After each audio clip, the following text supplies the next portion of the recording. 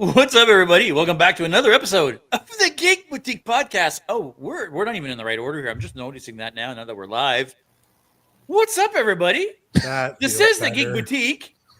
We are the Geeks and Company as we're moving around on the screen for you. As always, Aka. Why are you filming from the bat cave? Like, why is it so fucking dark? Where like there's this white moon of a face of yours. That's, by the way, just absolutely beautiful. And then the whole back of it's like you're in a cave on Mars. Like, where are you? I'm right? in the dining room. Is there a reason why the dining room has one blue light in the back and nothing else in the whole place? Yeah, or like, is it normal? Kind of yellow, and then it just makes everything look yellow. So all right, cool. Hi, everybody. Yeah. Sorry I was away last week. I had a family thing that came up, but I am back this week to talk about just here for the beards. Well, I don't have much of a one. I have to keep shaving mine every week, unfortunately, but I'll tell you who rocks a good bit of facial scruff is Rob the Bulls guy down there. What's happening there, Berto? What's going on? Oh, I am back from my extended vacation, and I'm recharged and ready to go. Yeah, sweet. And you're back at work. Where were you at? Where did you go, Rob, for the vacation? I went up into the Bruce Peninsula area, Tobermory, Wyerton, Southampton, Sauble Beach. Did all that stuff. It's beautiful there. Gorgeous area, God's country. Love it. So you stopped by what's it called? Bruce County Comic Con? I did. I had a chance on the Saturday to stop by the Bruce County Comic Con. Spent about 45 minutes in there, an hour, because we didn't get there until towards the end of the day, but they were still going hard for the last couple hours. So we went in. It was bigger than I thought it was going to be. A little warmer than I expected, but everybody there was having a great time. And shout out. Neat little con. Yeah, for sure. The first year they did it, it was free admission, and they garnered interest that way, drummed up interest that way, and it was hugely successful. And now I don't think it was much to get in this time. $5. Yeah, like nothing or whatever. Nothing. So good for that. They get it. Like start off. Yeah, and they had like people in, you know. They had a replica Optimus Prime truck there, and they had the Camaro Bumblebee. And nice. That was outside. It was pretty neat. Took a quick picture with that. Yeah. Bought a couple things and saw our friends Frederick B. Owens and Teenage Mutant Ninja Turtle Collector. I didn't have. Oh, they were there. Them yeah. I think Fred was looking at me a little bit like, I know you. Yeah, why not? But it's like I was not in context there, you know what I mean? So I didn't bother to like stop by. Hi, my two podcast partners interviewed you on stage at a con. Yeah, exactly. I'd be like, what the fuck are you talking about? Can you get this guy out of here? Like, security. Yeah, good times. No, I'm glad. Speaking of good times on the weekend, this guy over here, this midlife cosplay. Evening, fellow geeks. Evening, gentlemen. I hope your knuckles are feeling better after laying them into me for multiple takes over half a day's worth of shoot. Richard and I had a chance to work together on the film that we're shooting on weekends in Chatham and Windsor area, and we had our first big. I can't call it a fight scene. A fight is when. Yeah, a fight is when like two people exchange blows. Super not what happened. What happened is him and two of his cronies rolled into the fucking cafe, held my arms, and beat the holy shit out of me. And I got to tell you something. He got to witness that. Yeah, Tiffany was actually there as an extra. So she was nice. in the cafe as an extra watching the whole thing happen. And I got to tell you, no slight to anybody that I've acted with throughout this series so far, but getting to work with Richard, knowing him as well as I do, as much time as he and I spent together, was such a treat. Getting to see him work and watch him work, a guy that's been in Hollywood for like 15 years and knows the ins and outs. He's been in theater, he's acted professionally, watching him and feeding off him and stuff. And then, but knowing him and trusting him to make sure that we didn't hurt each other. And I don't know how I would have hurt him since I didn't get any blows in anyway, but you know what I mean? Like it's very cool. How many takes did it take? Way too many. Like, Rob Bellamy, if you're watching this, you piece of shit. Our director decided as we were doing the close-ups of Richard punching me in the stomach, not to spoil anything in the film for you, but it was so much fun. I'm sure it was, you son of a bitch. Our director was having us go with some extra takes just to fuck with me, and it was too many punches later before I realized that's what he was doing. So I was asking you, and I'm going to ask you again, just Yeah, because right. you know, again, we had these conversations before the show, which you know, we need to like stop I know. connecting a half an hour before the show, and it then was definitely a kerfuffle for sure. yeah. I guess working with Richard, the fact that you guys know each other and you've known each other for years now, Mm-hmm. I'm sure it really helps in that dynamic of, especially in a fight, in an argument, and where you're kind of having to let go and really turn into somebody else. Yeah, I got to be honest, because I have a couple of other fights in this film, and those are with gentlemen that I don't know. I am getting to know the one gentleman that plays the guy I actually fight twice, so that's helping. We've been communicating back and forth quite vociferously, and then there's a whole other thing too. Of course, I have a love interest in the film that we end up like kind of reconnecting with. Again, no spoiler, that you'll probably see that in trailers and such, but I've never met that. I've met that person for the first time just this past weekend. So a lot of that is going to depend on whatever chemistry we can, like, you don't want to end up being Anakin and Padme from the prequels. Like, that's like just the death of, right? So it did help knowing Richard and knowing what we could do for each other and not hurt each other and scream at each other's faces and still go back to being friends afterwards and stuff. So we're still friends, right, Richard? Please don't hurt I mean, me. he is watching tonight, so you know. Yeah, exactly. Unlike Jeff, who's never professional. Yeah, it's true, Christina. I mean, I'm trying to be on set, but like, I don't know what the fuck I'm doing. Wasn't the fact the lines were forgotten. Yeah. Richard paid him for the extra takes. I'm sure Richard was working through some shit. I'm sure Richard was working through some inner anger issues for sure. I'm broke now, Keith. Yeah. Yeah. So, yeah, the filming's going better now. I think we've definitely found our groove. There's 82 scenes in the film. We've filmed 41 of them, so we're officially halfway through filming. Yeah, nice. So we're not halfway through timeline wise, but at least scene wise, we filmed half of it. So we're getting there, folks. We're getting there. Another big weekend here with some big scenes coming up. And again, mostly working with Richard this weekend. So I'm looking forward to that. This one's a little less punchy. So that's, and this will be what, week 11? So we've got 10 days of shooting done. Of the 25 that were scheduled. Yeah, they go by days. So we filmed 10 days. So these will be days 11 and 12. So yeah. Right. So you're expecting to be all wrapped up filming by what, October? October-ish. Yes. I think he's got a couple of rain dates just in case, because there is some outdoor stuff that we have to do and such. And thus far we've been, knock on wood, we've been very lucky as far as that goes. But yeah, we do have some makeup dates if we need them. But otherwise it really is, we're kind of catching our groove now. We're kind of working a little better now as a unit, as a crew, because there's like 12 to 15 of us there at all times, depending on where we're at. So, and we did a lot of on location stuff for this past weekend. So yeah, I was just going to ask, is a lot outside? Not so much outside, but like not at someone's house. A lot of what we've been filming until now is just in a house. But like this past weekend, we were in a funeral home, and then we were in a comic book shop, and then we were in a cafe. So all of that's locations that you have to make arrangements for and all that kind of jazz. And I was talking to Richard. Someone was asking me about, like, have I taken any acting lessons, and I found a really cool video by Russell Crowe, and they asked Russell Crowe, like, what's your method for acting? He's like, I use the Russell Crowe method. I've never been formally trained. I've never gone to drama school. I've never been to acting school. I just remember a line from Laurence Olivier: learn your dialogue and don't bump into the furniture. And that's all I've been trying to channel throughout the whole thing, just getting the dialogue down and not making sure I'm not making a complete ass of myself, even though you run out of shame really quickly on the set of a movie. Because even Richard was saying, he's like, I've worked with actors in the past that just they can't be vulnerable on camera. Like they can't, like a lot of guys, they can't bring themselves to be vulnerable on the camera. And I'm like, brother, I have no shame. I will be a complete jackass with the camera, no problem. I do it every week on Thursdays at 7. So I'm fine to do that. Yeah. The comic store was a dangerous location, says Tiffany. Yeah. Yep, sure, absolutely. But it was cool. It was good. I mean, it was dangerous for me because I got everybody hated me. I like this past week's at filming. Like my character, like Rob's like, I can't imagine what that would be. Yes, the girl that I end up connecting with, Rebecca is the character. She sees me for the first time in 25 years and calls me a piece of shit and an asshole. And and at the funeral scene too, I get yelled at and pointed at and then in the cafe scene, I get my ass kicked. So yeah, it was not a good weekend for my character, but that's all right, man. It's gonna evolve. I hope things turn out for you in the end. Yeah, you don't sound like an asshole at all. No, it's good. The show is gonna be awesome. Everybody looks so good already.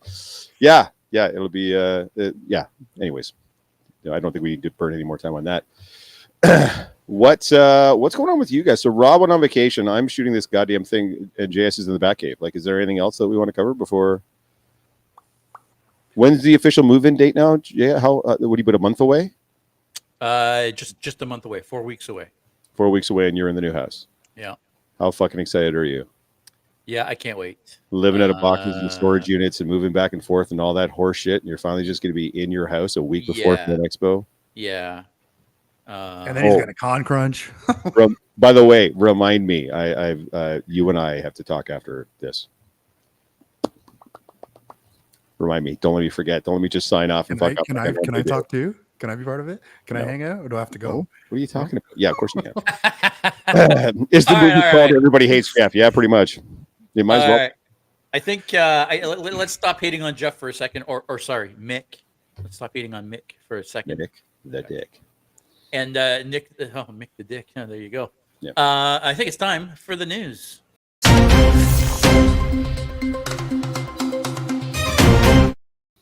It's the news brought to you by alcohol. In the news today, guys, the top story, Superman debuts to 86% on Rotten Tomatoes. I don't know where it sits now. The last time I looked at it, it was at 85%. Audience rating for it is through the roof. I think that was sitting at 96 or 97% or something absolutely ridiculous. It's a bona fide hit. It's making boku dollars domestically. It's actually not doing as well internationally as they thought it was going to. And that part is raising a little bit of a concern, but domestically it's making very good money, higher than expectations were. And it looks like it's going to have some legs because the critical rating and the audience ratings are so high. So people are going to see it and telling other people to go see it. So word of mouth for that kind of stuff is usually really good. In fact, I'm going to jump ahead a little bit on the news. It's going so well that Mr. Zaslav there, the head of Warner Brothers overall, and in particular, obviously, the gentleman at DC, Mr. Gunn and Mr. Safran, are now looking to fast track a Wonder Woman movie. So, and they want to make sure that they are working actively on the Batman script as well for The Brave and the Bold. And as we assumed, a lot of what the DC universe was going to look like was going to hinge on the success of Superman. And now that it looks like it's going to be a bona fide hit, I don't know if it's going to break $1 billion, but I assume it's going to get up in that 600-700 magical range that they need to sort of start this universe going. It looks like DC is like taking the gloves off now. Like, okay, we know we got this. We know we got Supergirl in the can already.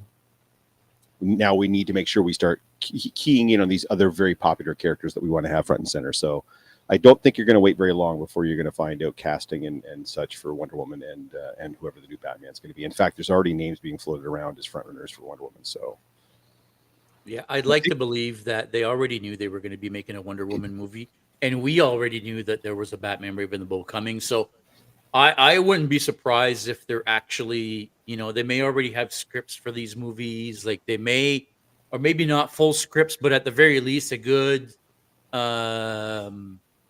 storyboard or concept or like, do you know what I mean? Yeah. Like I can't imagine. I hope to God that this is not what they're doing, but I can't imagine that they would say, okay, well, let's fast track a Wonder Woman movie and just throw some shit out there, right? I guarantee you, when they're saying we're going to fast track a Wonder Woman movie and they're going to be refocusing on Batman, that's already in the works. It has to be. I would imagine they probably had like I think what they're trying to say is, yes, we have some ideas in our head as far as development of these type of properties go, but we're going to hold on to it until we know for sure if we have an up and running universe. And now that Superman is such a hit, they're like, okay, let's do it. Put writers on this, like get this, like hammer this script out. Yeah. We have the bare bones. Now we need to make it into a movie. So someone's asking, Nate is asking who's in the running. So I'm going to be honest with you guys. I used to spend not minutes, probably hours, gathering news every week for the news segment. And now I don't have to because our friend Christina, Sheer Creations, does a lot of this for me. She just sends me All these news articles, and now I just basically cut and paste them into our thing. So Arjona, Adria Arjona is being the reported. So this is all rumors at this point, but she is the reported favorite from DC Studios for a Wonder Woman. Whether or not that's going to be the case, I don't know. I'm not familiar with this particular actor, so we'll see what happens. Apparently James Gunn even made a comment on it. She'd be a great Wonder Woman, by the way, was his comment. So I don't know if that necessarily means it, but where are we at? The new Mortal Kombat teaser trailer and then the official trailer dropped I believe the official trailer dropped today, or was it yesterday? Was it yesterday? Dropped today at noon. Dropped today at noon. So I still haven't watched the first one yet, so I don't know how well this lines up tone and thematically to that one, because I know that one was fairly divisive with people. But so in the first one of the reboot, a lot of the complaints were around there wasn't a lot of fighting, right? You expected to see battles. Wait. It's a tournament, right? It's called Mortal Kombat, and there wasn't a lot of Mortal Kombat. There was fighting, but it wasn't like, I don't think it was what you expected at all. Yeah. So does it look like this one's like this one's the opposite? They're fixing, they're swinging the other way and kind of overcompensating on that. And I want to say I think it looks amazing. I'm super pumped. Yeah, I think one of the problems the first movie had is that it focused on like the hero, the protagonist of the story is not even a Mortal Kombat character. Yeah, let's emphasize that. They invented a new character. There's 8 million characters in the games. Right. Characters in the They invented a character for this movie, and then the whole story revolves around this new character in the world of Mortal Kombat. And it's okay, but this is supposed to be the first movie in the reboot. Like, you're supposed to be introducing us to all the characters. I don't care about the new character in Mortal Kombat. Like, that made no sense to nobody. And it wasn't even a good character. And the actor was meh. And it looks like in the second one, if anybody's seen the trailer, is a much larger focus on Carl Urban's character, Johnny Cage.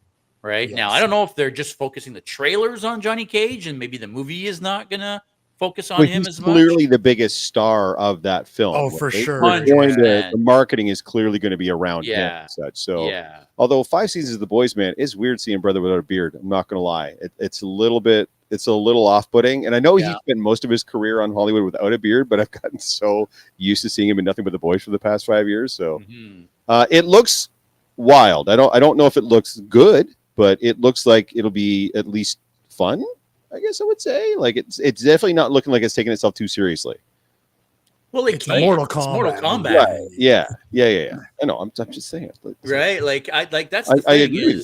As much as the first movie was not very good, I still enjoyed it. It was still fun. It was Mortal Kombat. I haven't seen it yet. I'll definitely check it out before I get to the second. My son is a massive Mortal Kombat fan. I imagine he's going to want to go to the theater to see the second one. So I'll make sure I watch the first one before I do that. Dune Messiah has started filming. In fact, it's not called Dune Messiah anymore. It's now being called Dune Part 3. So Denis Villeneuve and all the cast and crew not the crew, but all the cast are back for what is now being billed as Dune Part 3, and the final in this trilogy. Villeneuve has been very upfront about that, at least the final one that he's going to participate in.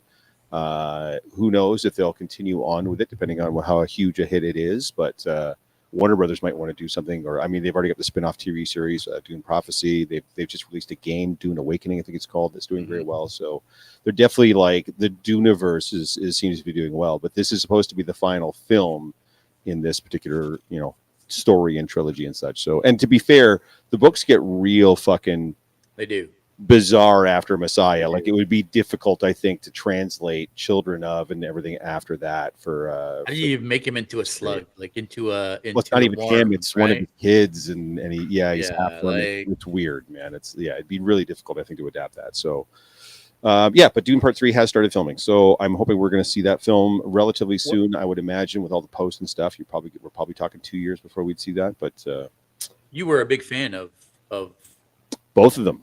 And the book series too. You weren't as much of a big fan of the original movie, if I remember correctly. It's a movie of its time for sure. The weird narrative choice that they made to have his inner monologue be such a huge part of, I found was it kind of took me out of the film a couple of times, because there'd be times where it's just him standing still, not doing anything, because he has to be on screen, because we're hearing his inner thoughts based on an inner dialogue, but it just means he's just like Like he's not really doing anything, but there's this narration happening behind. Yeah. So I just found for me that was a weird way of doing it, unlike with like Blade Runner, say, where he's got the narrative, but it's not his inner thoughts in the moment. It's just a narrative throughout the film. But anyways, I don't hate the original Dune. I just like the new stuff better. But let's Are you talk. excited about this one? Yeah, I think so. Based on where we left off after the second one, like the second one, I felt was better than the first one. So I'm hoping it's just going to continue to get better and better as we go. And the fact that it's the capper too, right? So I'm hoping that we're going to be good there. I saw a report Christina sent me that they're looking to reboot Indiana Jones. Possibly, there's a report that they're possibly rebooting Indiana Jones. Chris Evans and Glenn Powell are apparently rumored for the role. First of all, I don't know how you guys feel about a rebooted Indiana Jones. I know Harrison Ford has been very, very clear after the Jurassic World picture started to come out, and Chris Pratt was basically playing like a Temu version of Indiana Jones. They were asking both Pratt and Ford about some sort of a reboot, and Ford said, "When I die, the role dies with me." Now, that's not his call to make. Don't get me wrong, but he clearly doesn't want to see the property rebooted and somebody taking over. But if the rumors are true, like, I don't know, you guys, Chris Evans and Glenn Powell, who would you think would fit? I'm not going to lie. I don't think either one of those guys would be really good as Indiana Jones. No. I don't get the Glenn Powell thing. I'm not going to lie. Evans has turned himself into a pretty decent actor. Glenn Powell, I haven't enjoyed Glenn Powell in a single thing I've seen him in yet. So I don't want to see him as Indiana Jones. But do you guys think we should even reboot it, or is this one of those things like 5 movies later, just fuck off, just let it die, like we're done? Well, that's the thing. Is society interested in another Indiana Jones? The content of that? Pedro Pascal is Indiana Jones. Short Round is the only short story, but I will die in this hill.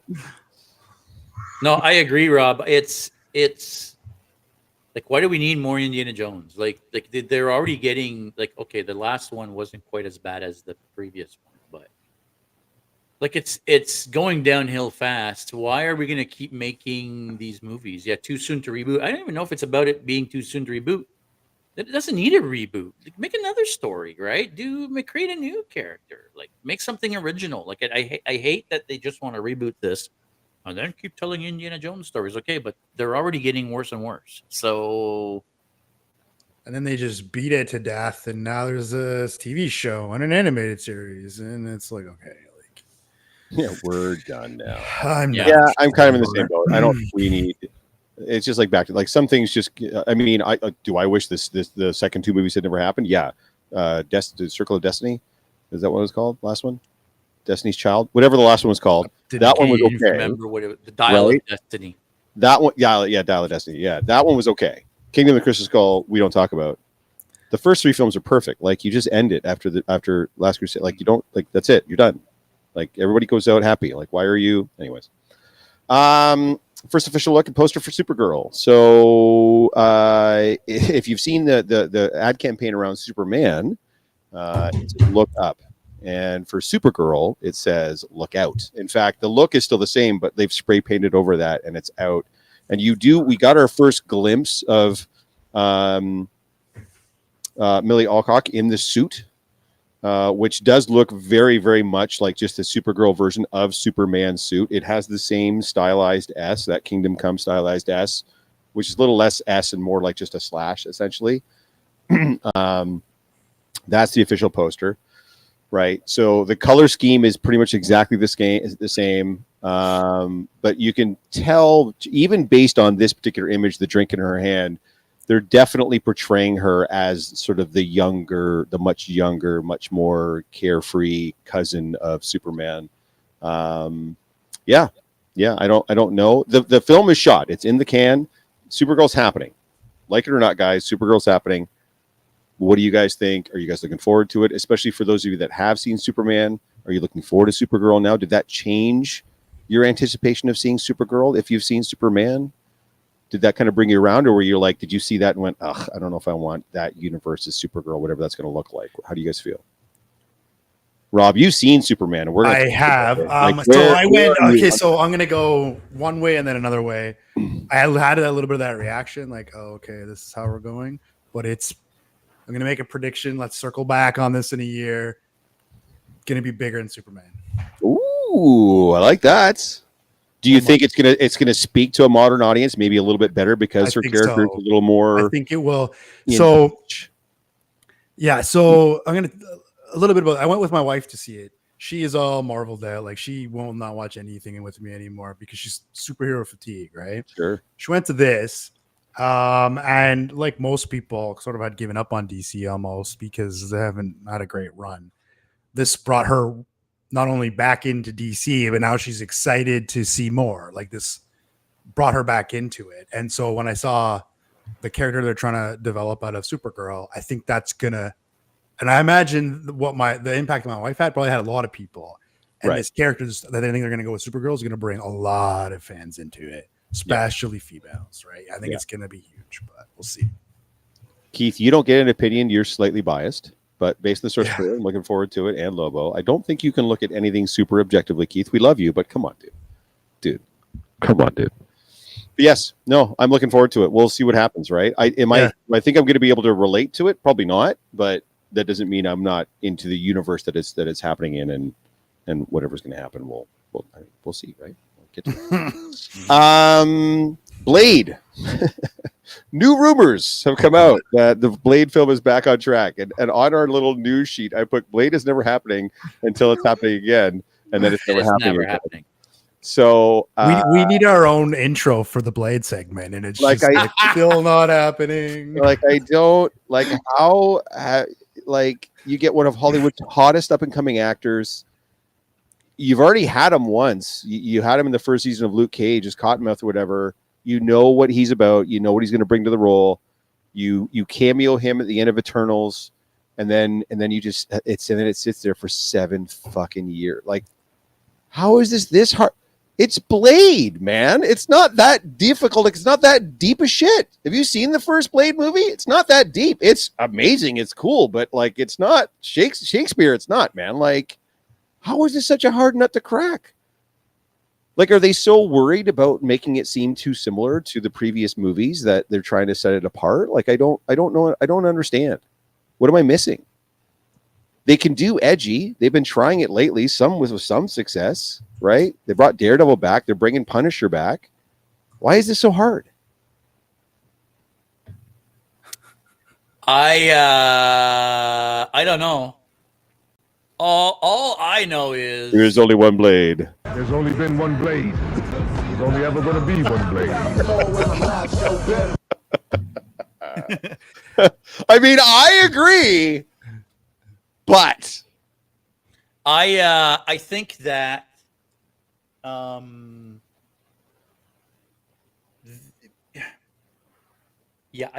don't think it's ever going to happen. Can I start with that? Myers nailing it. We can do a talking tree, but vampire hunters stumping us. By the way, a talking tree that talks to a talking raccoon. Yeah, and those two end up being the biggest stars of those movies. By the way, yeah. And we can't do a vampire. Yeah, and I think the problem with, and I'm going to say this, and not knowing anything that's going in there, right? I'm not a psychic, and I don't work for Marvel, so I don't have any kind of privileged information. But if you're going to make a new set of Blade movies, they have to be better than the old ones, right? And I think they're having a difficulty potentially topping what they did. And by putting Wesley Snipes in Deadpool and Wolverine, they kind of proved themselves right. Like, how do we top this? So I think now you're in a situation where it's like, okay, well, what do we do? Right? Mm-hmm. Do we do a Blade, a new Blade with the old? Like, there's only been one passenger 57. There will ever only be one passenger. That's a good cut, Andrew. Well done. Paul saying, has it been director issues? Directors, writers, creatives. Like, the only one that's been attached to the project from day one is Maharaja Ali. That's it. There's been a rotating thing of script writers, story guys, directors. Strike the strike. Help, but Jesus wept. It feels like it hasn't gotten off of stage one. Like, it's still in development. Like, they don't have a script, man. Like, anyways, I don't get it.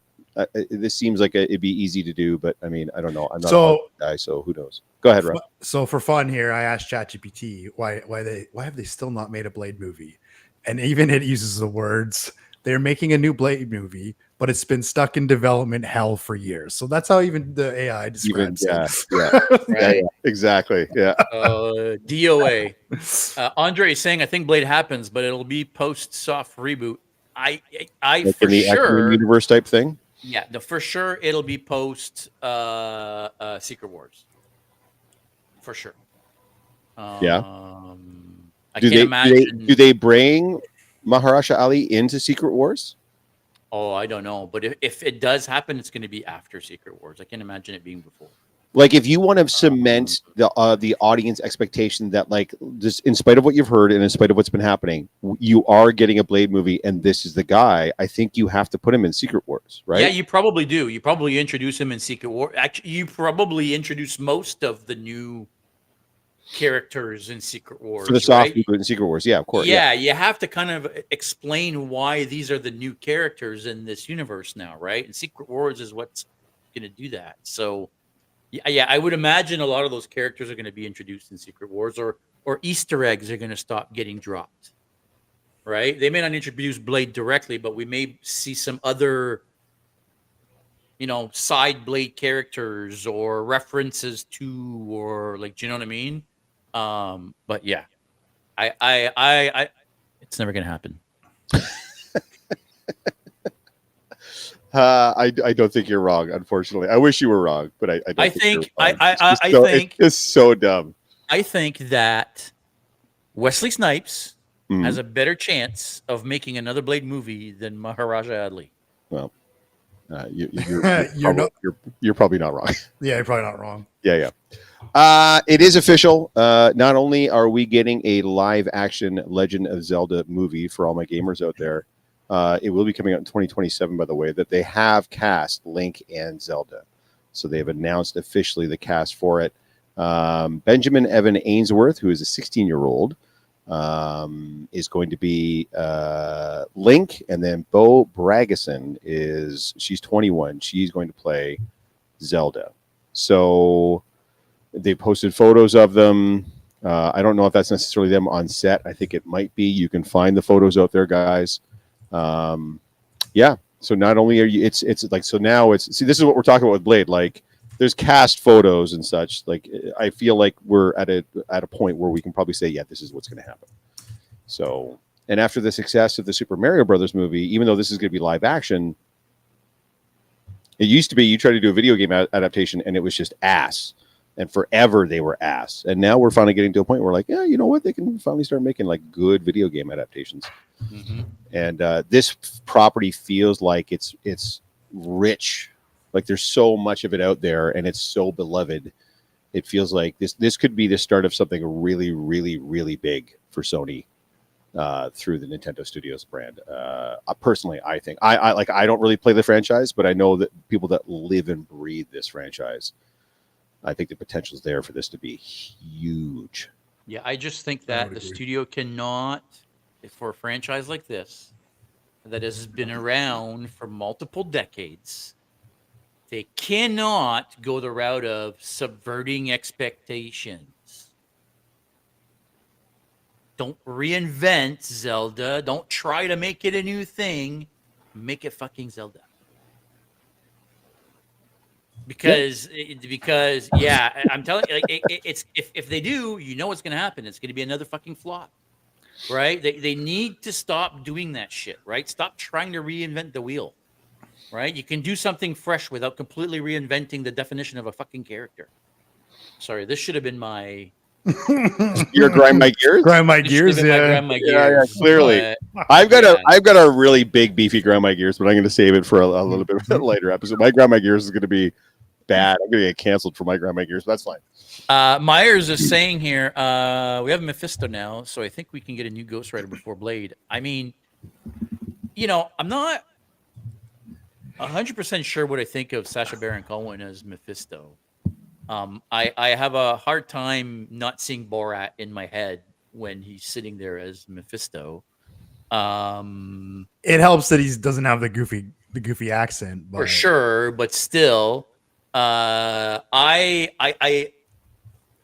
You've got a love guy another that Ghost made a Rider. career out of playing Silly characters. comedic You're right. characters. So it's kind of weird to take him seriously in that role. I haven't Yeah. seen Ironheart, so I don't know how they portrayed him on screen as Mephisto, but I thought it was fine. I did have initially that like, oh, I thought he only did Borat, but but I have nothing to base it. I don't know anything to compare it to. I thought he did good actually. Good. Okay. But I wouldn't mind another Ghost Rider movie. A Midnight Suns movie would be dope. Oh, that'd be crazy, right? Even bring Moon Knight into that too. If you're gonna bring Moon Knight, like Moon Knight, Ghost Rider, and Blade, done, man. And Wolverine. Add Wolverine to that, and we're good to go. Yeah, I don't need Wolverine. Well, and see, maybe that's where they're rethinking to bring in Blade. Is like we're going down now. We've the witches, the devils, the Ghost Rider. Maybe that's where Blade definitely building up that occult side. Of that's where we're going now. Like all that shit, right? Yeah, fair enough. That's not bad. That's not bad. Yeah. What do you back? I got two more. Voldemort has been cast in the new Harry Potter TV show. So they've been announcing a whole pile of casting. In fact, they gave us a new picture of the young man, Daniel McFlanagan, something. The young man playing Harry Potter. They put a new picture from set of him, and they've captured some on-set photos of the Dursleys. If you're familiar with the Harry Potter franchise, that's the Muggle parents that he lives with in the off-season that are not very nice. But they have announced that they've cast a Voldemort, but they're not going to say who it is. Apparently, it's a very popular actor that everybody knows, but they want to leave that as a surprise. So now the internet is rife trying to figure out, and a lot of fan casting is happening as for who should play Voldemort for the new series on HBO. So if you have a fan cast or someone that you think would be good as Voldemort, let us know in the comments. I can't think of anybody. Sacha Baron Cohen is who I think should be Voldemort. I think it'd be, no, I'm just kidding. I don't know who would make a good Voldemort, right? Especially people that haven't already been involved. Like I would say Mads Mikkelsen would make a great Voldemort, but he was already Grindelwald in the movies. And it's weird to bring him in there. Nick Frost is Hagrid. That photo came out. Yes. So you can he looks fantastic. He looks great. Fantastic. So I know Harry Potter can be a bit of a touchy subject politically because of the creator, but I am still a fan of the art and the works. So I am going to be watching the show. There's no question there. And Pedro's going to be Voldemort. I mean, it wouldn't surprise me, right? We're entering into an AI age. We're not quite there yet, but I feel like you could have an entire AI movie where every character is Pedro Pascal, and everybody be like, "Yeah, this makes sense." Like they all have mustaches. Right? That's Voldemort with a mustache. Yeah, it's just going to be different variations of Pedro Pascal with a mustache. God forbid he's just not going to take it off. Finally, guys, the trailer for the final season of Stranger Things has been released. I haven't watched it yet, so I'll give you my mini grind my gears. So I'm putting together a panel presentation, and it's based on Star Trek. And as I'm going through the stuff from the 80s, the 90s, and the early 2000s, and I'm detailing those shows, you can tell how many seasons each of those shows was based on how many years it was on. So if it was on for 7 years, it had 7 seasons because you got a season a year. With these fucking streaming shows, and I understand the production budgets are higher, the set pieces are more difficult, it's a bigger ensemble. Like there's all these different moving parts, and they do spend a lot more money on these shows now. But Jesus wept. These kids look like adults now. Like half of them are adults now. They are adults. It's a weird thing. Like I'm glad they're ending it, but I wish they had done this in a much more compact way that they would still at least semi-resemble even the Harry Potter movies that we're just talking about. We watched those kids grow up on screen, but at least those movies came out a year or two apart so that it seemed conducive, right? Like each new year. It made sense. Yeah, they're going back to school. Yeah. This is probably supposed to happen like within the same year of the next year, and the kids look like 27 fucking years old. It's just been like 4 years since the last season. Sorry. That was not my grind my gear segment for this one, but I mean, I'll put it in for next week. I almost wish in those shows where they do that they actually do time jumps, right? So that it explains Yeah, so that it makes sense a little bit that all of a sudden now everybody's older, right? Like if it's gonna be 4 years between shows, That's what I mean. Like, I mean that's like two different movies, right? Bobby Brown is like an adult. Like she's starring in other movies as an adult woman. Like that's like I don't. She's married, isn't she? I don't know. It's dude. It's wild. It's. I don't get it. So I haven't watched the trailer yet because I know it's just gonna make me mad. I will, but I mean, I haven't watched it yet. I've not even watched since like season 2 or 3. No, I'm still enjoying the show, but it is weird watching them get way older than their characters are meant to be, knowing how old they are. It's streaming, man, and I know that's what we have to put up with now. It just takes a long time to bring these shows out. Speaking of a long time, yes. Yeah. Oh, did that come out today? Yeah. So the first 2 episodes dropped. I have already watched them both. They're 2 very different episodes, but they don't. There's no teasing or whatever. Like they solve the cliffhanger from last season. So okay, no spoiler. Nope. Spoiler. Which was so. This is my gripe. That was 2 years ago. I don't even remember the cliffhanger from last season. Yeah, no fair. So and this, yeah. Hey, here's another grind my gears. I hate these streaming shows that do take 2 or 3 years, and then they just go into the first episode of this new season, and they don't give you the fucking recap. Yeah. I'm old. I don't remember what I had for breakfast. I need the recap. Strange New Worlds, season 1, this season, the first episode, you get a recap of how the last season ended with the cliffhanger. Okay, so I don't have to go back and watch a narrative, like, and now the conclusion to the cliffhanger. Like, you even get a little piece that says, like, we know we did this to you guys. Hang tight, we're gonna fix this. So is it Michelle Barrett's voice that says it now? The conclusion. No, it's actually it's actually Chris Pike. It's actually oh boy. Pike's so in most there. of the Star Treks, it was always Michelle Barrett doing the. Well, I mean, she's dead, sir, so that would be difficult for her to get her. But I mean, she's probably recorded it 157,000 times. So, by the way, are you saying Majel Barrett? It's Michelle Barrett, isn't it? I mean, it is where you're from, for sure. But maybe here in the real world, Majel. Yeah, I'm sure it's Majel. Howboy is saying hello. I'm going to watch SNW now. Yes, like I said, I've already watched both episodes, and by the way, they're both fantastic. So, and there's little narrative threads that do continue through, but it is still an episodic show. So that's cool. Digging it. We're doing an after show. That's the news. Well, every time we try to do an after show for a show that's on, we get copyright slammed on it. So yeah, Star Trek's been killing us for after shows, haven't they? No matter what, yeah. Try to hold on it. So just talking about it. Yeah, well, because we have images and clips. Yeah, but even like run it through Sora, like put it through the AI tool, and yeah. There you go. Yeah. The answer to your question is no. Well, I mean, you can do an after show, but you can deal with all the copyright hits and shit. I get tired of that. Let me watch it first, and I'll make a decision. Hard. All right. That's the news, guys. If you have any news items that you would like to talk about, then you can go ahead and put them in the chat, and we're happy to address whatever geek and nerd news you might have. Or if you're like my good friend Christina, you find some news items online, send them to my Instagram account, Messiah Complex Cosplay, and if I believe they are worthy, I will add them to the news bits for next week's podcast. That's the news. What does that mean? What time is it? It's time. Time for lunch. Community news. Hey! The Everybody's deep cut. second It's favorite time for time. lunch. Yeah.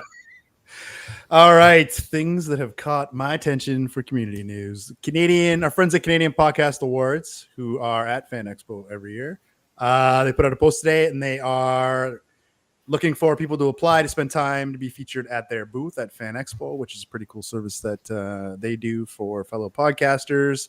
They let you apply. I don't know how their process works, but basically they give you an hour at their booth to promote your show. And for people who don't have spaces there, it's a really good opportunity to do that. Moving on, Pretty Heroes is taking place this weekend. It is their 10th anniversary of that convention, July 19th, 20th. Takes place at the Japanese Canadian Cultural Center in Toronto. I know a lot of people are going to that. Did their first time there? That's not where it was last year, was it? I do not know where it was last year. but apparently it is their 10th anniversary. So congratulations to them. Mm-hmm. Hope everyone has a blast there. Something else taking place earlier in the day, that day, on the Saturday this weekend, Kookaburra Photo and Canadian Hot Mess organizing a superhero beach meetup at Sunnyside Beach this Saturday, starting at 2 p.m. Cosplayers and photographers are welcome, but I encourage you to go over to Kookaburra's page on Instagram, check out the post there, and reach out to that crew over there. We will not be there, but it looks like a fun event, and I thought I would bring it up. Coming up here in a few weeks, starting to get excited for it. VonCon, August 9th and 10th. Going to be doing our thing. While Jess and I are going to be doing our thing. Andrew and Richard, I believe, are both joining us for that as well. Whole bunch of people. Yeah. Freakish is going to be there. Brett the Hitman Hart is going to be there for all my old school wrestling fans. Cakes and Chaos are going to be there. Sweet. And they bring a whole bunch of people. So yeah, a lot of people are going to be there. Jeff, you're going to be off filming an episode? No, I'm actually going to be in Fergus for the Scottish right. Highland Games. Yeah, the Scottish Highland Games. Yeah. Our editor Megan has a booth there, and at that show last year, she asked me if I could help out because I'm Scottish as fuck at that show this coming year, and it was after it was booked we realized it was the same weekend at VonCon, but I'd already committed a year ago. So editor Megan and I will not be there, but I'm assuming the rest of the geeks and then some of the geekettes will also be there, so that's good. Yep, gonna be a good time. I hope you have fun there. Are you gonna wear your kilt? I'm going to wear my kilt, absolutely. Nice. And I'm going to wear it the proper Scottish way too, which is what? Commando, sir. Commando, yeah. Commando. August 9th and 10th. Do you fuckers really be hot, bud. It's go gonna be around hot. without underwear on August 9th and 10th? And are you out of your minds? No, of course I'm going to wear underwear. Something's going to absorb the sweat. Watch out for those shoe cams. Yeah, dude. If they want to look up there, man, that's on them. That's 100% on them. I don't see anything. I don't see anything. Well, that's on him. Fuck you, dude.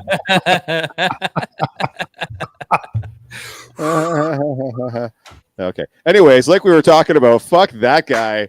So we were just like I was just saying. Hold on a second. Welcome back, Rob. Hi, good to see you. I gotta update my name here, Rob. Rob the asshole? Is that what we're gonna put down there? Hold on. Let me get the Rob the balls guy. Jesus. Yeah. I'm not getting paid for this gig. I'm not, whatever it is, it's not enough. That is it for the community news this week. That's all we're gonna do for today. So perfect. That's all we got, folks. See, Andrew Saxon here saying they recorded her voice so they could keep using her as the computer. See? Who are we talking about? Michael Barret or however the hell he said it. I don't remember, but yeah. Throwback. Old Majel. Majel. The wife of Major. creator Gene Roddenberry. Most of what you said, I have no idea. No idea what you're talking. That's all right. You remember? You watched The Next Generation at all? Like Star Trek: The Next Generation? Did you watch any of it? Some of it. So the character of Troy. Yeah. Her mom. She played her mom on the show. Okay. Loxana Troy, very annoying or whatever. And then in the very first pilot for Star Trek, way back in '66, she played the first. I think she's the first. Wasn't she? She's the nurse. She's Nurse Chapel. Oh, right, the Chapel. Yeah. Okay. She was original. Yeah, she's the original Nurse Chapel. And then she was married to Star Trek creator Gene Roddenberry. So, although there was a lot of, we need the now you know thing. Yeah, Loxana, my favorite cosplay. Yeah, exactly.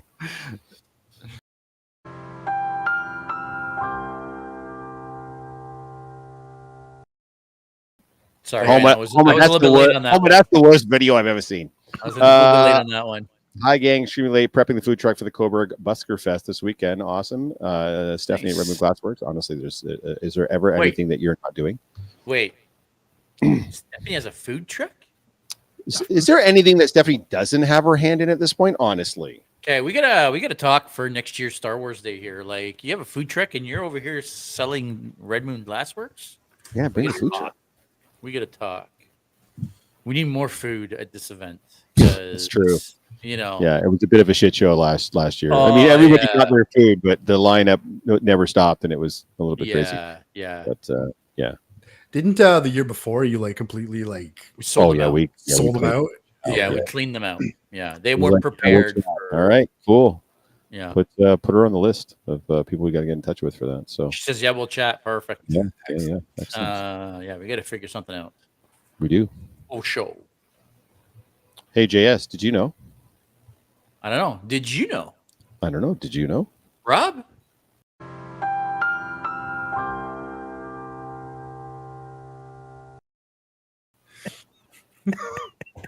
We've spared no expense. In case you're wondering what a professional podcast looks like, you found it right here, kids. No expense. If you're listening only, the dopest high budget little video sequence there to bring us into this segment just aired, and it's glorious. The best. The height of CGI.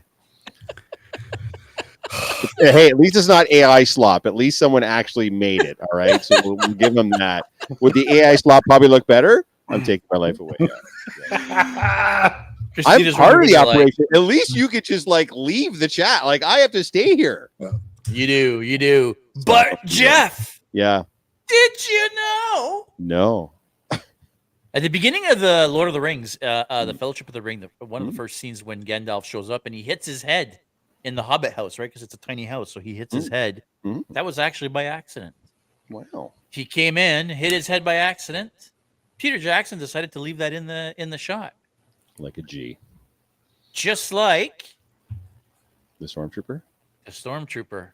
In A New Hope. I can't remember if it was Luke or Han now, but was it Han? It was neither of them. No, neither of them. It was a whole troop of stormtroopers, and the first two guys through the door didn't come quite enough. Oh, that's right. Ping. That's right. The whole squadron. And then, by the way, in the subsequent scene, as you see them leave, they all duck their heads because of the donkeys. Because they knew now. Yeah. Very cool. Yeah. There you go. Yeah. Okay. Now I want to go back and watch that. Are we going to do this? We're going to get into. So, I mean, we have a bit of a geek debate kind of around this, but I feel like we need to talk, first of all, about the big story this week. Now, I've not seen Superman. I'm sorry. But Rob and I have. Gents have. Yes. So, I guess my first question is, and before you get into any kind of serious discussion, very quick initial thoughts, like one or two sentences. It was really good. Yeah. It was really good. Okay. It's not bad. It's fun, but it's all over the place. Yeah. It's kind of the feedback that I'm getting as well. No, there'll be no spoilers. We won't reveal anything that's not in the trailers or that's not infinitely available online. But we're definitely going to give our impressions of the film for sure. Rob saw it first. Yeah, it's a fun film for sure, and you're gonna love it. Everybody loved it, right? But there's a lot going on. It's all kind of all over the place.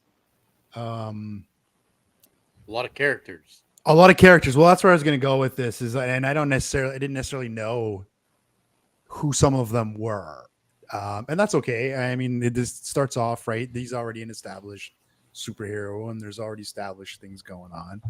The lanterns are there, right? But some of the characters I had no idea who they were. Did it matter? I don't know. I don't know if it did matter if I knew who or why or Mr. Fantastic existed. I liked him, cool character. There you go, Mr. Terrific. I don't know. This one's hard to talk about without spoilers because there's some things where I'm like, this didn't make sense. That's right. Yeah. And I think that's at the end of the day when we're talking about it, like pacing wise, it doesn't stop. Like once it starts, there's always something happening. And that's kind of where it feels like it detracts a little bit because I don't really feel there's not really necessarily too many characters, but there are too many plot lines going at once. So you don't really get much of a chance to really learn about the characters individually. And a lot of things are making assumptions. Like he assumes you know who Superman is, he's Clark Kent, that he was a baby that was launched from Krypton, that was raised by the Kents in Kansas. They assume you know who Jimmy Olsen is, and Perry White and Lois Lane. Like, a lot of assumptions are made because those stories have been told over and over and over and over again. But it does feel a little bit like there were 27 ideas for the plot to go in different directions, and he just let them all go and was like, well, what will works and what won't. And some of the scenes are like, for me, because again, this is not a spoiler because you see it, but the kaiju scene that you see in the trailers just felt very like, well, we just need an action beat here. What do we do? Well, let's do this. Right. Like, they didn't really like it. They didn't explain where it came from. They didn't explain anything about it. They just like let it out of a cage, and then he beats it up, and then you never see it again. So there was stuff like that kind of happened where you're kind of like, I don't really know why this is in here or is this just inserted for this? But the look and feel, it's such a swing. It feels a little bit like maybe a tiny bit of an overcompensation from getting away from the Snyderverse. Like, you had this grim, dark Superman that's very grounded and seems very real and lives in our real world, to this fantastical fantasy world where a whole bunch of superheroes already exist, and you get this brightly colored, hopeful, earnest, jokey, sometimes even silly Superman to take away from. Like, it felt like a massive course correction. Like, we want to make sure that not one fucking one of you in the audience is confused between that Superman and this Superman, because they honestly play like two completely different characters. Right? So as long as that's what you're after, if you love James Gunn's movies, you're going to fucking love Superman. If you're already in that James 100%. Gunn camp, this is 100% your movie. And so me personally, I'm a little bit kind of what I was saying, not about Dune, but the Indiana Jones thing. Like, I'm growing a little tired of the James Gunn formula. I think he's great and stuff, but I don't need every fucking movie to be a James Gunn movie. Right. And now the DC is being rebooted, and it's like every fucking movie's a James Gunn movie. Right. Like, well, I mean, to be fair, he didn't direct Supergirl, and I don't think he even wrote Supergirl. He's just like in charge of overseeing it, a la Kevin Feige on the MCU side, right? Like, he wrote and directed Superman, and you can tell. 100% you can tell. The formula. He even has the same colors. He's on. Yes. Yeah. But I think, like we talked about, because of where the DCEU was, where DC movies were coming into this pace, this had to be what this movie looked and sounded and felt like. They really didn't have a choice. It had to be silly. It had to be fun. It had to be bright and colorful. It had to be fast paced. If even the littlest bit of that grimdark crept into this, you're going to lose everybody. And it worked. I think it's working. Like I said earlier, my wife, who gave up on every superhero shit, she's back in now because of it, right? No, 100%. She's kind of my litmus test on this type of thing. And some of the casting, by the way, is fucking spot on. Some of the casting is, you're like, like Rachel Brosnahan is Lois Lane. She might end up being the best Lois that's ever been on screen. She's so fucking good. That was she's great. That's my wife. My wife's first comment was the same thing. She goes, "I love that Lois." Nailed it. And I love the fact too that she's not all gaga over Superman like every other iteration of it has ever been. He's gaga over her. Like, he's kind of chasing her a little bit, and she's kind of like keeping him a little bit. They've never really told it from that perspective before, and I really like that change. That was pretty cool. And for me personally, like, I mean, it's not a secret, I'm a GL guy, but fucking Nathan Fillion as Guy Gardner steals every scene he's in. He's so good, fantastic.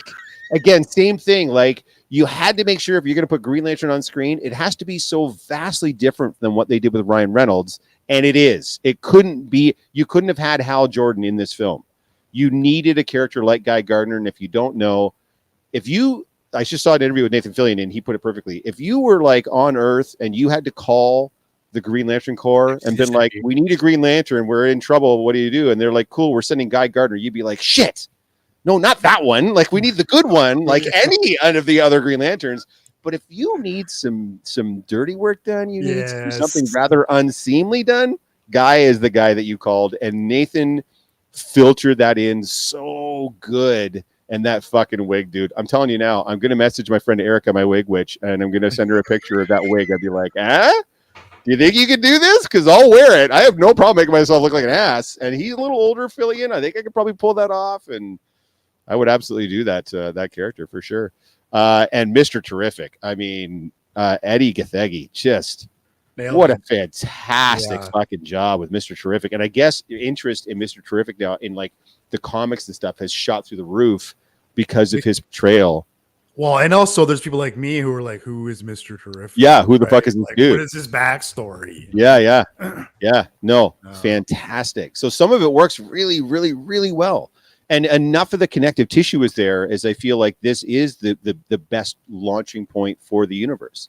Because like Rob said, the universe is already established. Right. He's been Superman for 3 years. Right. They even have a little blurb at the beginning that talks about the overall sort of DC universe. I won't spoil anything, but I mean, it's everything is the world. There's not a lot of world building, but what's there is enough for you to take off in all these. Yeah, they did a really great job of that world building. What you're referring to in the beginning, that was perfect. Yeah, like right size for what they're trying to do. So you know what the S stands for? Hope, and this is hopeful. It gives you a chance to see where they can go with it. I agree with Rob. Not every one of these has to be like a fucking James Gunn joint, but again, the next film isn't. He's not directing them all, right? The Lanterns TV show isn't something that he's directed. That's coming out soon. That's already in the can. Like, you know what I mean? So we're going to get some variations on it, but the world is there and established, and I think it's going to be great. I want to ask what you thought about Nicholas Hoult. I think he's one of our generation's best and most promising, going forward actors. Yep. I think he did a great job. I'm just not sure if he had the best script handed to him. The best. What do you think? Yeah. What did they do with him? Yeah, I mean, they didn't Jesse Eisenberg him, right? Like he wasn't like. I mean, he was much more the tech genius than he was the businessman type thing, right? I mean, he's a little bit of both, but yeah, I don't know. I'd almost need to see more of him in the role because he really did spend most of the role either yelling maniacally or just being goofy. Like there wasn't a lot of him. I never felt he was menacing. I was never afraid of him as Lex. Like I never got the impression that this could be the worst human on planet Earth. I just got the sense that he clearly has a vendetta against Superman, and he's doing everything he can in all his millions and billions of dollars to realize that vendetta and whatever he needs to do to get that done. But a lot of it kind of came across for me with him. I think you're right, Rob. I think what he did with what he got was great, but what he got wasn't great. Yeah, that's right. Yeah. But at the end of the day, I don't necessarily mind that so much because this was supposed to be a movie about Superman. And DC has a real bad habit of having their villains overshadow their heroes. And that's hard to build a universe around. Marvel got that right. They all the Marvel villains were dog shit, but it didn't matter because you fell in love with the heroes. And that's what you're supposed to do. That the heroes are carrying these films. They're selling the toys. That's who you're going to root for and cheer for and identify with. And that's what this movie did. They didn't let Holt overshadow Superman. They made sure Superman was the central core character of the film. And that makes sense. And then they achieved that. Yes, I appreciate that. Could they have done better with Holt? Yeah, they sure could have. But I feel like we're not done with Holt either. I feel like we're going to get some more. You know what I mean? Like he's going to Bell Rev. Lex. He's as Lex. As Lex. Yeah, I don't think we're done with Lex Luthor, right? So I think we're going to see more of him in some capacity or another, right? I know Gunn has been specific. Like the world isn't like super connected. Like not everything. Like there are 2 post-credit scenes, guys. And again, I'm not spoiling anything because James Gunn has said this out loud. He said it in multiple interviews now. They don't lead to the next films. That's not what he wants. Not at all. He hated having to do those for the Guardians movies, having to set up other movies by other people. He fucking hated that. Right. So there's 2 posts. There's a mid and a post. Neither one of them sets up the next films. So yeah, no, it's good. It was a breath of fresh air. Yeah, Did I like it better than Man of Steel? Well, I think we're going to have a little bit of a debate to find that out. We're going straight into that, eh? Listen, I haven't seen it yet. I did watch Thunderbolts finally, though, which I really enjoyed. So, if you've seen Thunderbolts, great movie. I love the new Avengers bit at the end. And everyone's like, "Oh, what do you mean the new Avengers?" Well, they're not the new Avengers; they're the new Avengers. Because that was its own series. So I loved how they did that into like how the New Avengers comic book was, and the bit at the end about they're suing us for the name, they're copywriting the name, and it's like, okay, I thought that was genius. Anyway, I think it's time for a bit of a geek debate, and I mean, I don't know that it can actually be about the specific movies because I haven't seen the movies, but we're gonna talk Gunn versus Snyder here, and I guess since you guys have both seen Superman and Man of Steel, so right off the bat. Yeah, you know, like all the way leading up into the release of this movie, and I'm not really firmly one of the, what do they call them, like Snyder Bros or something like that. Snyder Bros. Yeah. Snyder Bros. You know, leading up to it, you either had to be in this camp or that camp. Are you black? Are you white? Are you blue? Like, are you firmly left or right? And it's like I never really participated in that, but here we are, and we're gonna find out where everybody actually is. You want me to go right to me where I lean first? Yeah. So I enjoy across all my movies the more realistic, gritty types of movies. So I enjoyed as a story in a movie and the artistic style more Snyder Nolan movie. Mm-hmm. I'm not necessarily saying one's better movie than the other, but I like my style in movies in the Snyder style.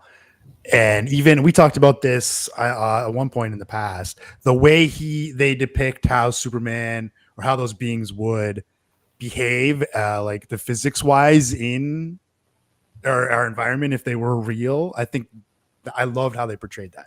That being said, when I came back from the theater watching this Superman, I went and I watched the other one because I was craving more Superman. Yeah. So I went and I watched Man of Steel and I loved it. And then you get sort of to the end, and some of the things that bothered me about this Superman movie, I was like, also bothered me in that one too, where it's like, okay, the things that bother me, this is really no better, right? The excessive, I don't know, CGI pieces, or like one of the things about Man of Steel is how much they destroy things and buildings, right? And they throw Superman and he goes through 12 skyscrapers, right? Yeah. And it's like, okay, you know what? This is a little, you can't stand too hard on the Snyder movies when this shit's happening over here, right? But at the end of the day, I had a lot of fun with the new Superman, but it felt more like TV fun, TV series, TV movie fun to me than it did action movie fun. So that's where I am on that one. What about you, Jeff? Yeah, I think that I'm not a Snyder bro either. I'll be the first to tell you that like Sucker Punch is one of the worst films I've ever seen in my entire life. And I don't want to see anything in slow-mo for the rest of my life, right? From any movie, but but at the same time, it's like it's been said. Superman is one of the most difficult characters to get right on film, especially to make him relevant to a contemporary audience, right? You're talking about a guy that was like when the anti-hero was sort of created with Wolverine and with the Dark Knight Returns and stuff. Like that's just been how like superheroes are supposed to be cool and badass and kick-ass. Like all your favorite, like Wesley Snipes' Blade. Is Wesley Snipes a hero? No. Is he the coolest motherfucker on the planet when he's Blade? Absolutely. It's really easy to do a Blade movie compared to doing a Superman movie, right? And I believe it's probably the ultimate Superman movie is probably somewhere in the middle, right? Like if the James Gunn Superman and the Snyder Superman had a baby, that Superman would probably be fantastic, right? Look at Superman Returns too. Like it's so fucking like Bryan Singer, the guy that brought us big budget tentpole superhero movies, couldn't do a Superman movie well. Superman Returns is just brutal. So yeah, it's kind of like what you're saying. Like there's aspects of both I like. I will say this. I felt like I was emotionally impacted far more in Man of Steel than I was in Superman. Superman in James Gunn style is fun. It's just a fun ride, man. Like turn your noodle off, put your fucking seatbelt on, and just have a great time. And it is a great time. Regardless of the things I said before, it's a great fucking time. Man of Steel, and I'm not trying to say Snyder's like super deep or whatever, but it is a more emotionally impacting film, right? You do get his origin again, but you get it told in a certain manner that's not really necessarily like, we're going to instill upon you to be a good human. We're going to instill upon you to keep your secret at all costs, because humanity is going to turn against you and make an example of you, and no one's going to like you. They're going to think you're this alien threat that's come to dominate and destroy, which funnily enough does get touched on in Superman a little bit. Yeah. No spoilers. And then they actually pick that up in BVS. They don't pick it up well, but they do pick up that thread or whatever. But watching a guy that's sort of gone his whole life knowing that he has the power to almost crack the earth, but walking with eggshells around everything until he finally decides enough is enough. I'm going to have to come out of my shell and show humanity who I am and what I can do. I don't know, man. Like, that hit me a lot harder emotionally. I don't necessarily know that Man of Steel is a better film. I don't know that Zack Snyder is a better filmmaker, but I felt more things watching Man of Steel than I did watching Superman. No, it's not even close. So it depends on what you're after, guys. Do you want some lighthearted, super colorful, awesome fun with not a lot of character development and a lot of like jokes and quirkiness and fun? Can we talk about the dog for a second? Can we talk about the dog for a second? Because the dog is fantastic. I was so worried the dog was going to suck ass. Oh yeah, me too. And they were gonna overuse it. No, dog is great. CGI is flawless. Dog looks amazing. They did the dog exactly right. Perfect for the dog. More of the dog. Thank you. I only have one minor little annoyance with the dog story. Can we say it without spoiling anything? I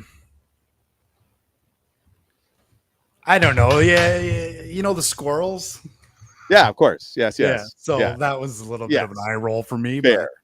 That's about it. Yeah. Otherwise, no. Dog was great. Love the dog. I like the dog so much and I made this comment on my story on Instagram.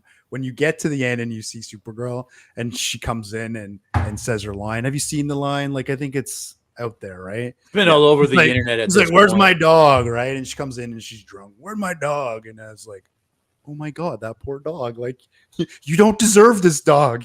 Superman deserves this dog. Crypto is a good boy, naughty dog, but good boys, as Roman Glassworks. Yeah. So apparently James Gunn has a rescue dog, and same thing. The dog's a giant pain in the ass.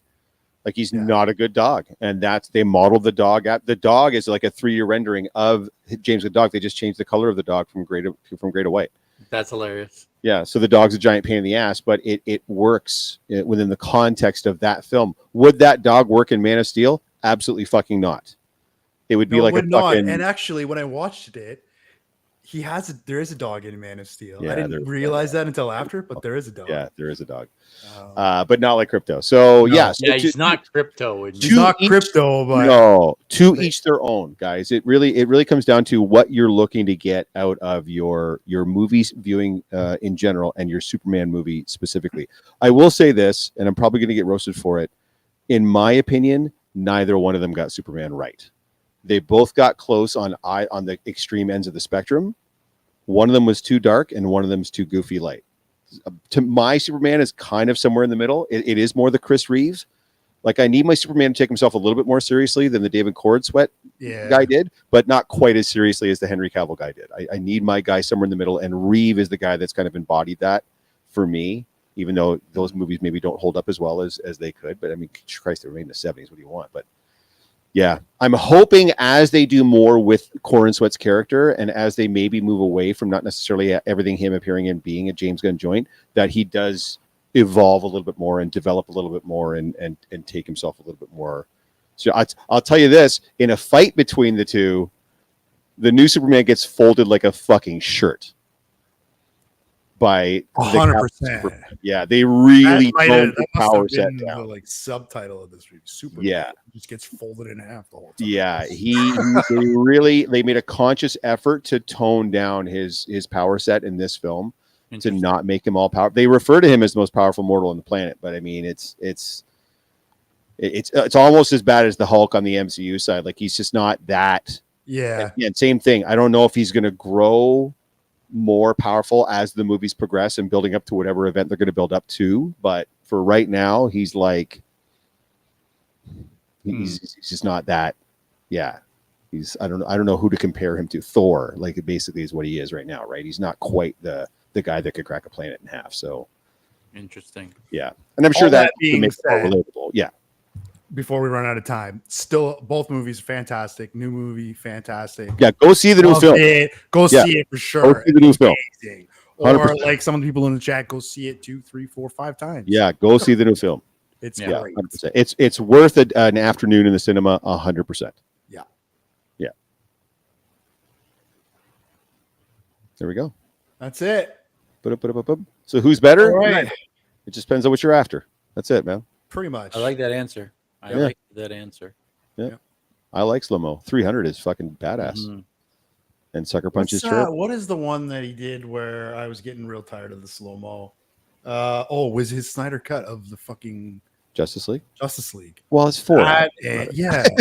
It's And 4 hours, man. Like, what are you going to do? yeah. So what I really want to know before we call it a night here, Jeff, Yeah. Jeff, you've been hinting about this. Something's bugging you. What's really grinding your gears, Brother. We don't. wanna know.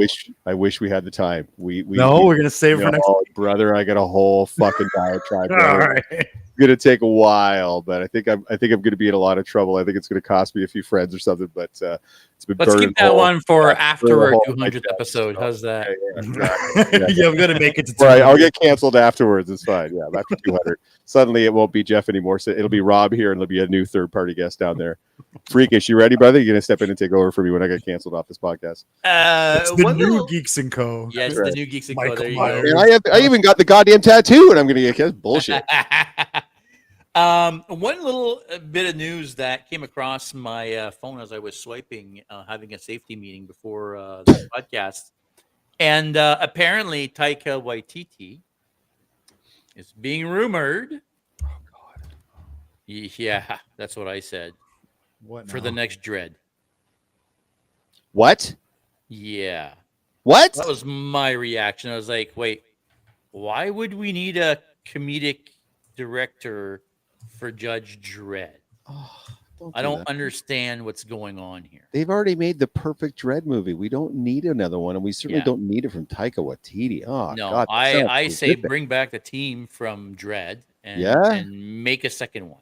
Well, they're supposed to be making the show Mega City 1, but I think it's stuck That's- in development hell now. So That's never happening. yeah. So it's going to come out when Blade comes out.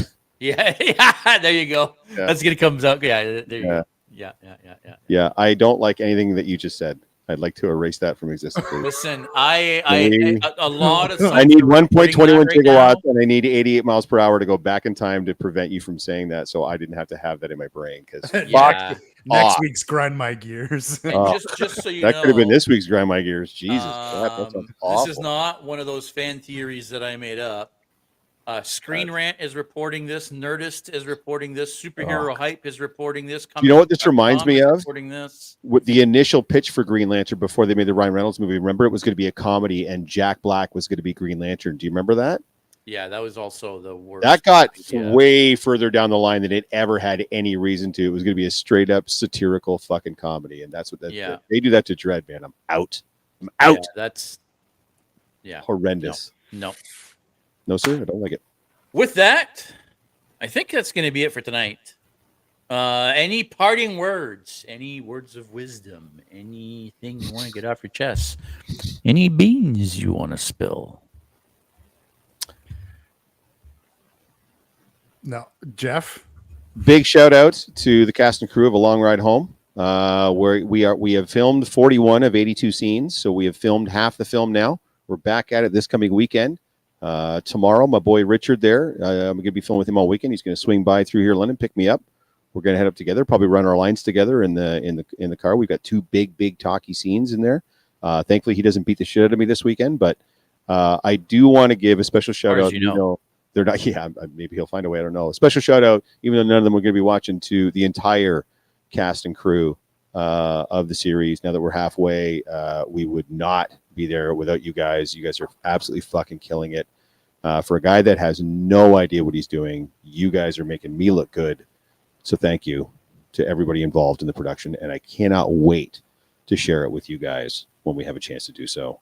2026, guys. I'll let you know when and where, and hopefully we'll be able to see it as soon as we can.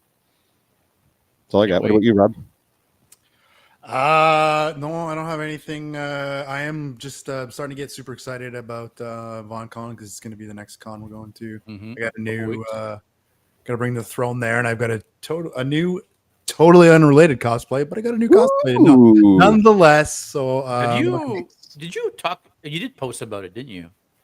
I haven't posted about. I don't think what I'm going to bring out for one of the days, but I might.